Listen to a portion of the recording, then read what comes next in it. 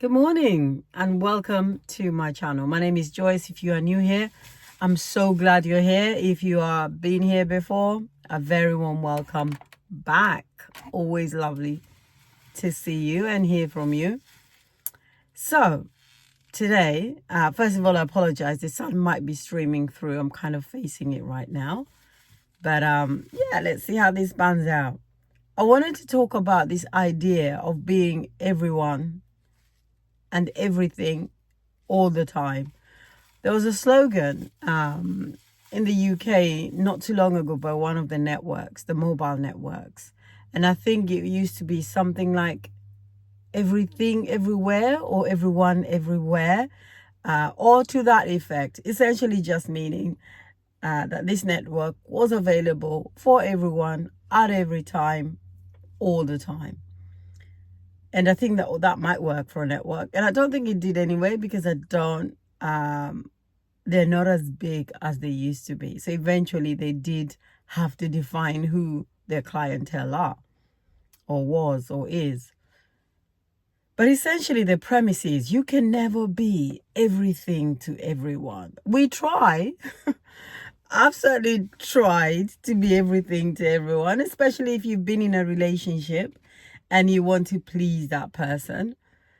But I think it comes from a premise of really just not being enough yourself, or understanding that you're not enough. And so when you find that person that you really love and want to hold on to, you want to be everything that they can ever need.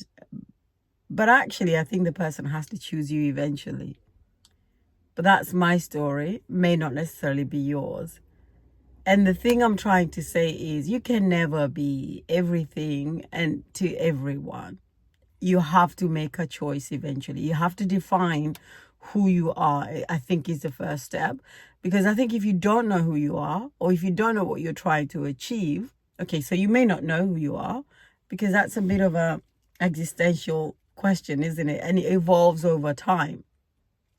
But I think you can define what it is that you want to get out of life. And from that premise, you're able to define little by little exactly what you can do, what you cannot do, what your values are, what you stand for, etc., etc. And essentially, that's how you've got to move through life. Once you know what you can do or cannot do, what boundaries you're willing to have around you and not willing to cross, that then becomes who you define yourself as, and essentially what do you accept or cannot accept. And eventually something to someone and never to everyone. And actually that can be a really good space, because it allows you to understand your maximum, your capacity in everything in life. Because if we try to be everything to everyone, we end up exhausting ourselves. We end up running ourselves ragged, because we are trying to fulfill every need to every person. If you are a parent, it's difficult to do that. It's difficult to do that if you have a partner who's extremely demanding. And that's when you end up in relationships, in friendships, right? That's how you have to define what your capacity is. I mean, I had a friend one that was absolutely exhausting. Just being around her was so much drama. I literally had to cut and run. There was no more room for negotiation for me, because it was just like, from the minute I got the first text in the morning, which is usually like 8 o'clock in the morning, quite early, I think. But I would get and it would stream through. This is happening. That is happening. Can you come? Can we meet tomorrow? Oh, no, I can't do tomorrow. Can we do over the weekend? So I was constantly on this rat race. And I was like, I cannot. I had to jump off. I had to jump off. And you've got to be able to, I think, and once you define who you are, for me, it was like, I cannot deal with this friendship. It's too much. I have to jump off. And sometimes situations force us to do it. And I think for me, I hadn't really set my boundaries around that, and certainly not for her. And so my point is this: if you don't define it, life will force you to define it, whether it's through, sometimes I feel through illness, sometimes it's through exhaustion, just sheer exhaustion.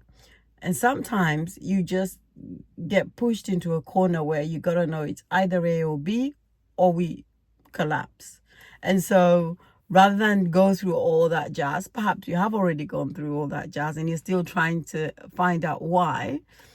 The why is that you have not defined who you are, what you are willing to stand for, and therefore your outcomes. And once you do that, that is the first step towards moving, in the right direction, because you can never, ever, ever be everything to everyone. And the best thing you can do for your own mental health, for your emotional well-being, is to define what your boundaries are and what you're willing to stand for. Hope that's been helpful to someone. It's just a thought I woke up with, and yeah, it's a journey I'm also in. So have an amazing day, and I'll speak to you tomorrow. Take good care.